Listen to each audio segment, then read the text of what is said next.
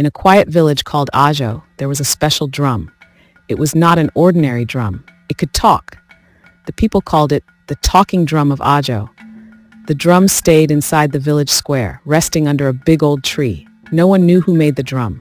Some said it came from the gods. Others believed it was made by a wise old man many years ago. But one thing was sure, when the drum spoke, the whole village listened. The talking drum only spoke during danger. If thieves were coming, the drum would beat loudly. If someone was lost in the forest, it would call out their name. The drum never lied. That was why the people respected it. A small boy named Obi loved the drum. He was 7 years old, brave and full of questions. Every evening, Obi would sit near the drum, watching it with wide eyes. He wanted to know how it could speak without a mouth. One night, Obi's father, Papa Na, told him a story. Long ago, a drummer named Okoro carved this drum with his own hands. He used wood from a magic tree. Then he gave it a voice by mixing honey, clay, and the tears of a lion.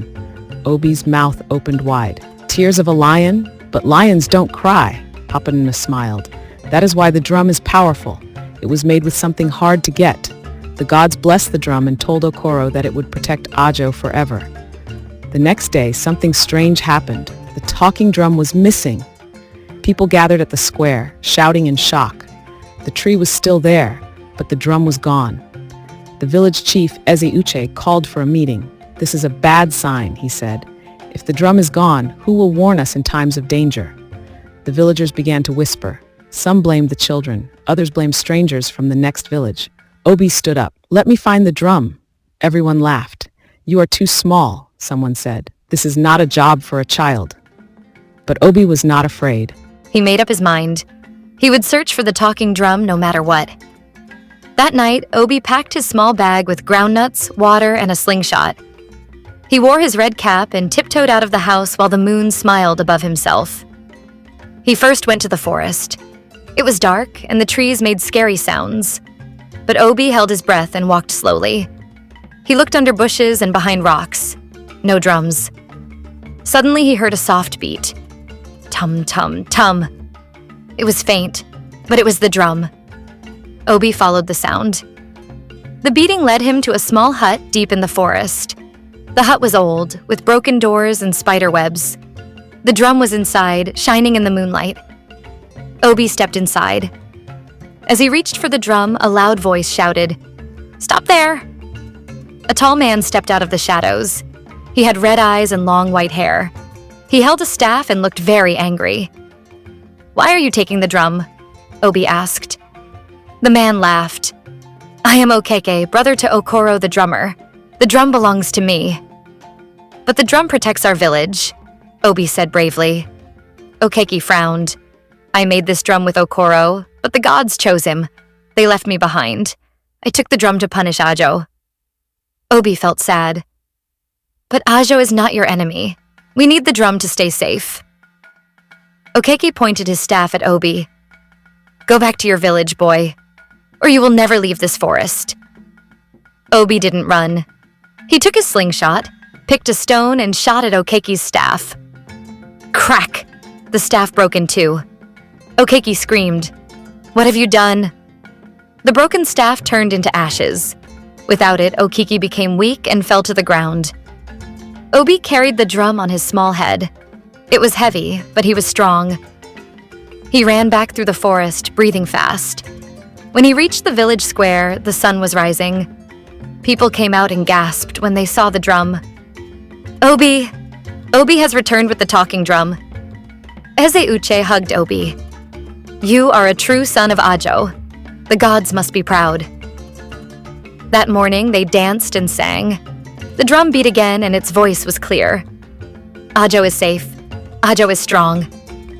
Later that day, Obi was made the youngest drumkeeper in the village. He cleaned the drum and placed it under the tree. Everyone trusted him now. But the peace did not last long. 2 days later, the drum began to beat without anyone touching it. The people rushed to the square. Tum-tum, tum-tum-tum. The drum said, "Danger is near. Hide your children." Women screamed and grabbed their children. Men held cutlasses and ran to the bush. Obi listened carefully. The drum gave more words. The leopard is coming. Just then, a large leopard came out of the forest. It had red eyes and sharp teeth. It looked hungry and angry.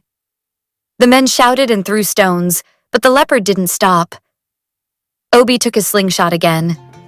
He climbed the tree above the drum and aimed at the leopard's eye. Swoosh! The stone flew fast and hit the eye. The leopard roared in pain and ran back into the bush. The people danced again.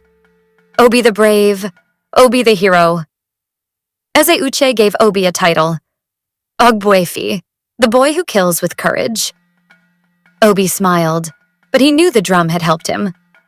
1 week later, a trader named Mama Ada wanted to steal the drum. She said it would sell for gold in the city.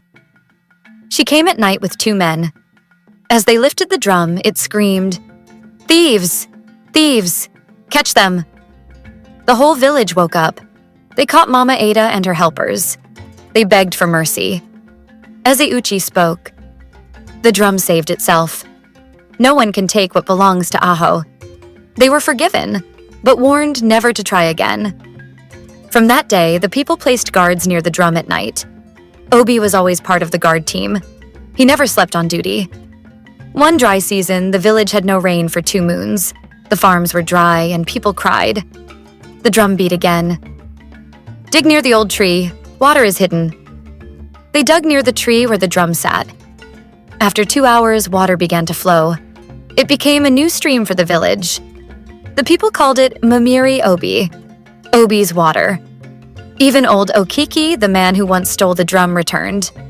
He had changed. He was weak and had no powers. Obi forgave him. Okiki helped teach drum songs to the children. He became a good man. The drum continued to speak only when needed, and it never gave wrong advice. Some children were afraid of it, but not Obi. He sat with the drum every evening, listening with love. Years passed. Obi grew taller and wiser.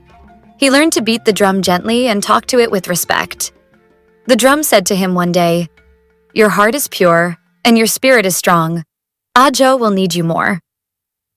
Obi became the youngest chief drummer in Igbo land. People from other villages came to see him and the magical drum. He told them, "This drum does not belong to one person. It belongs to all who protect the truth." Obi's story spread far and wide. Songs were made about him. Children sang, "Obi the brave, Obi the drum boy." Even birds sang his name when flying above Aho. But Obi never became proud. He still swept the drum square and played with the younger boys. He always said, "The drum speaks only when we listen." And so the talking drum of Aho lived on. With Obi beside it, the village of Aho stayed safe, strong, and full of stories that the world would never forget. Thank you so much for watching. I truly appreciate your support and love. It means the world to me that you took the time to enjoy this story. If you liked it, don't forget to give it a thumbs up, leave a comment, and